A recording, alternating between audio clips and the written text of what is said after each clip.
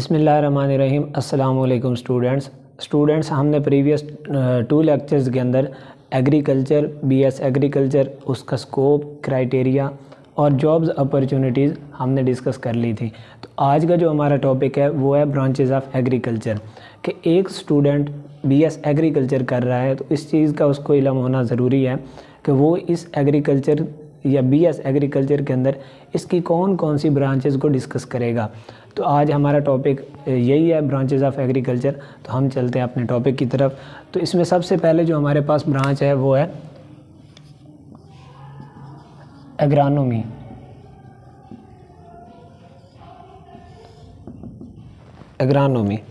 एग्रानोमी वो ब्रांच है जिसको मदर ऑफ एग्रीकल्चर कहा जाता है, यानी कि ये एग्रीकल्चर की सबसे मेन ब्रांच है। तो इसके अंदर हमने डिस्कस क्या करना है कि agronomy is the branch of agriculture which deals with the study of practices and principles of crop production and soil management।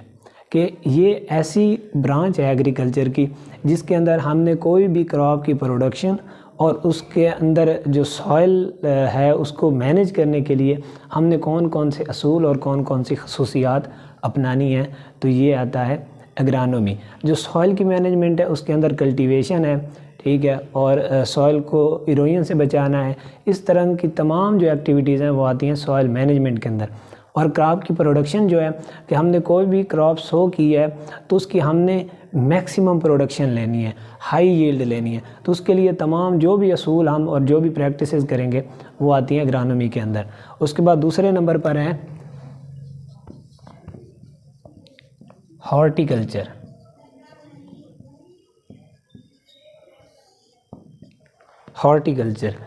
Horticulture ये एग्रीकल्चर की वो ब्रांच है, the branch of agriculture which deals with the plants cultivation that is directly used by humans for food, medicine and aesthetic purposing. ठीक है कि ये ज़राअत की वो शाख है जिसमें हम पौधों को काश्त करते हैं जो कि इंसान बराह रास्त खुराक के तौर पर या मेडिसिन वगैरह के तौर पर इस्तेमाल करते हैं। लाइक इसके अंदर गार्डन फार्मिंग आ जाता है, फ्रूट फार्मिंग और वेजिटेबल फार्मिंग। सिंपल वर्ड्स के अंदर हम इसको कहते हैं कि the branch of agriculture which deals with the cultivation of fruits, plants and vegetables, यानी कि सब्ज़ियाँ वगैरह। और ये गार्डनिंग के तमाम जो भी मैकेनिज़म्स हैं या जो भी प्रैक्टिसेस हैं वो हॉर्टिकल्चर के अंदर हम डिस्कस करते हैं। उसके बाद हमारे पास तीसरे नंबर पर है प्लांट ब्रीडिंग एंड जेनेटिक्स। इसका भी एग्रीकल्चर के अंदर बहुत ही इम्पोर्टेंट रोल है, प्लांट ब्रीडिंग एंड जेनेटिक्स।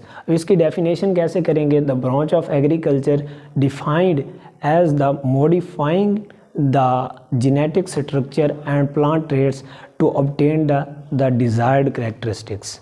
यानी कि ज़राअत की वो शाख है जिसके अंदर जीनियाती तौर पर या जीनियाती ढांचा, कोई भी जीन्स जो क्रॉप्स के अंदर मौजूद हैं कि वो अच्छा ग्रो कर रही है या उसकी ग्रोथ जो है वो रिटार्टेड है, ग्रोथ कम हो रही है।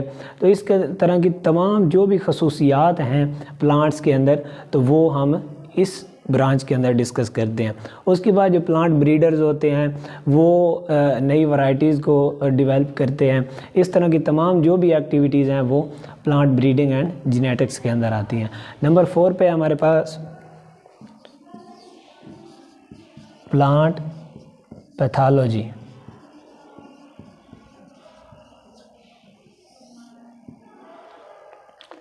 प्लांट पैथोलॉजी क्या है? इसकी जो प्रॉपर डेफिनेशन है, the branch of agriculture which deals with the causes of diseases, इंस्टेबिलिटीज़ in plants and the treatment of plant diseases. यानी कि ये एग्रीकल्चर की वो ब्रांच है जिसके अंदर प्लांट्स के ऊपर आने वाली किसी किस्म की भी डिज़ीज़ उसको सॉल्व करने का जो भी मैकेनिज़्म है, जो भी उसको सॉल्व करने के सॉल्यूशंस हैं, वो उसके बाद जो भी किसी किस्म की कोई भी डिज़ीज़ प्लांट्स के ऊपर अटैक कर रही है तो उसको ट्रीट कैसे करना है, ये तमाम जो नॉलेज है वो प्लांट पैथोलॉजी के अंदर हम डिस्कस करते हैं। आया है कि कौन सा प्लांट है और उसके ऊपर कौन सी डिज़ीज़ का अटैक है, वो तमाम हम इसके अंदर डिस्कस करते हैं। उसके बाद जो हमारे पास नंबर 5 पे है वो है सॉइल साइंस।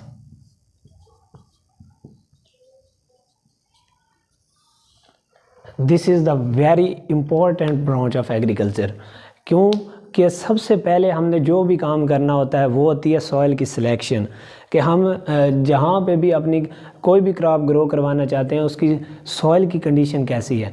तो इसके अंदर इसकी जो प्रॉपर डेफिनेशन है वो the study of soil properties in relation to soil use and management, soil classification, formation and mapping of the chemicals, physical, biological and soil fertility properties is known as soil science। कि soil science वो branch है जिसके अंदर हम soil की properties, ठीक है, उसको मैनेज कैसे करना है, उसकी क्लासिफिकेशन, वो सैंडी सॉइल है, क्ले सॉइल है, क्ले लोम है, सैंडी लोम सॉइल है, किस तरह की सॉइल है और उसकी फार्मेशन किस तरह की है वो, ठीक है। और उसके बाद मैपिंग कि उसकी केमिकल प्रॉपर्टीज़ क्या हैं, फिज़िकल प्रॉपर्टीज़ और बायोलॉजिकल प्रॉपर्टीज़ क्या हैं। तो ये तमाम जो नॉलेज है वो हम सॉइल साइंस के अंदर डिस्कस करते हैं। उसके बाद हमारे पास जो नंबर 6 पे है, नंबर 6 पे है एंटोमोलॉजी।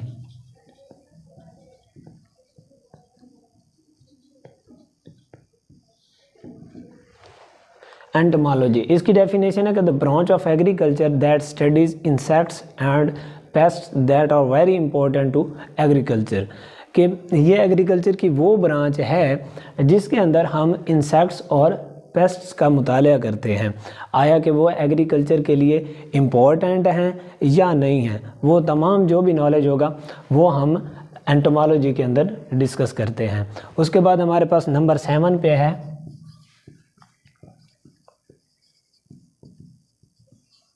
फॉरेस्ट्री।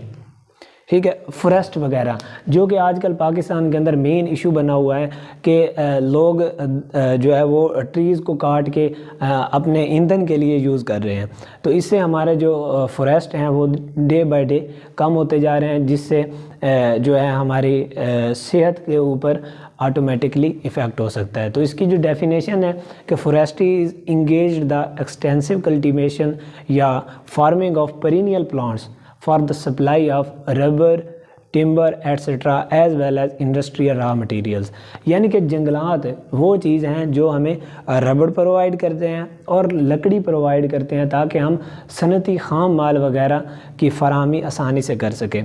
यानी कि ये हमें लकड़ी वगैरह और हमें उसके बाद रबड़ वगैरह या इस तरह की जो भी चीज़ें हैं वो हमें फॉरेस्ट प्रोवाइड करते हैं, जो कि वेरी इंपॉर्टेंट है हमारे रहन सहन के लिए।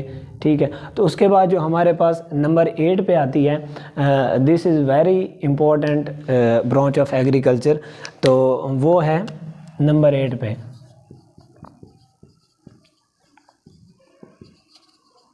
Food science and technology. कि जैसे डे बाय डे पाकिस्तान की आबादी बढ़ती जा रही है उसी तरह से हमारे फूड्स के इश्यूज़ जो हैं वो डे बाय डे बढ़ते जा रहे हैं। तो ये agriculture as a food science और टेक्नोलॉजी के थ्रू भी वेरी इंपॉर्टेंट रोल प्ले कर रहा है कि हमारी जो आबादी है उसकी जो खुराक है उसको कैसे मैनेज किया जाए। तो इसकी प्रॉपर डेफिनेशन यही है कि the branch of agriculture that deals with uses of variety of approaches to study the composition of food, processing, packaging and selection of existing food products। कि हमारे पास किसी किस्म का भी फूड है तो सबसे पहले हमने उसको प्रिपेयर कर लिया, प्रिपेयर करने के बाद हमने उसकी प्रोसेसिंग कैसे करनी है कि उसको एक प्रोसेसिंग जो हमारे पास होता है उसको हमने प्रोसेस करना है। प्रोसेस करने के बाद हमने उसकी पैकेजिंग करनी है कि उसको प्रॉपर पैक के अंदर या किसी किस्म का कोई भी हमारे पास मटेरियल हो तो उसके अंदर हमने उसको पैक कर लेना है। पैक करने के बाद बाद हमने उसको प्रिजर्व करना है और सिलेक्टेड कंट्रीज़ के अंदर या सिलेक्टेड प्लेस के ऊपर हमने उसको ट्रांसफ़र कर देना होता है। ये 8 नंबर पे फूड साइंस एंड टेक्नोलॉजी। उसके बाद जो नंबर 9 पे हमारे पास है वो है seed science.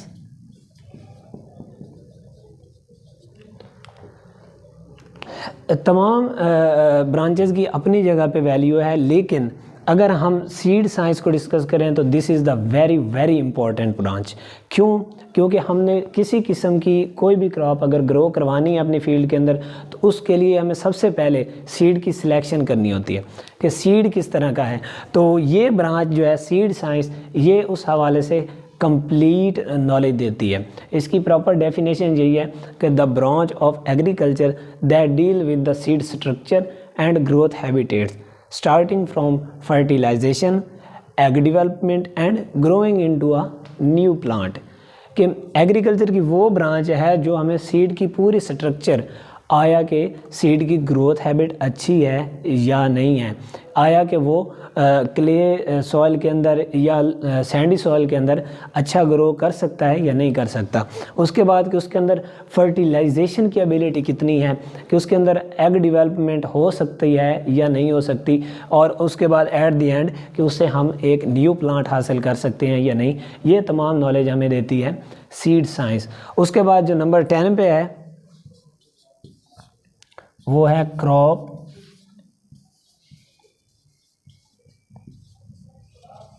Physiology. Crop physiology ये नंबर 10 पे आएगी। इसकी प्रॉपर डेफिनेशन क्या है कि the crop physiology is the study of functions and responses of plants grown in the different environments. कि हमारे पास कोई भी क्रॉप है, कोई भी फसल है, वो डिफरेंट इन्वायरमेंट्स के अंदर हमने ग्रो करवाई है, तो हमने चेक करना है कि उसके अंदर कौन कौन से फंक्शंस हैं। आया कि हम कोई क्रॉप लिया के अंदर ग्रो करवा रहे हैं तो उसके फंक्शंस और होंगे, वो ड्राउट रेजिस्टेंट होगी, ड्राउट को रेजिस्ट कर रही होगी, वाटर लॉगिंग कंडीशंस को वो रेजिस्ट कर रही होगी, या हमने कोई वैरायटी, वही सेम वैरायटी ले लें, हमने वो कहीं और ग्रो करवाई है, जंग के एरिया में ग्रो करवाई है, तो वहाँ पे वाटर लॉगिंग कंडीशंस हैं, क्या वो उनको रेजिस्ट कर रही है या नहीं कर रही, या सैलिनिटी स्ट्रेस उसके ऊपर आ जाता है तो वो उसको भी रेजिस्ट कर रही है या नहीं कर रही। इस तरह के तमाम फंक्शंस, या जो किसी किस्म की भी कोई भी इफ़ेक्ट उसके ऊपर आ रहा है तो क्या वो उसके ख़िलाफ़ कोई रिस्पॉन्स दे रही है या नहीं दे रही। तो ये ब्रांच जो है ये इसके रिलेटेड तमाम नॉलेज देती है कि वो किस तरह से ख़ुद को वहाँ पे टॉलरेट कर सकता है। तो उसके बाद है कि it is the one of the most basic fields of agriculture. तो ये बुनियादी शोबों में से एक शोबा है। तो यहाँ पे हमारे पास जो एग्रीकल्चर की टोटल ब्रांचेस थी वो हमने मोस्ट 20 ब्रांचेस हमने डिस्कस करनी थी, लेकिन इस वीडियो में हम सिर्फ जस्ट 10 को डिस्कस करते हैं। जो प्रीवियस हमारे पास 10 ब्रांचेस हैं वो इंशाल्लाह हम नेक्स्ट वीडियो में डिस्कस करेंगे। आज के लिए इतना ही काफ़ी है। तो आप लोगों से इन्हीं लफ्ज़ों के साथ इजाज़त चाहूँगा। दुआओं में याद रखिएगा और अपना ख्याल रखिएगा। इंशाल्लाह जल्द मिलते हैं नई वीडियो के साथ। अल्लाह हाफ़िज़।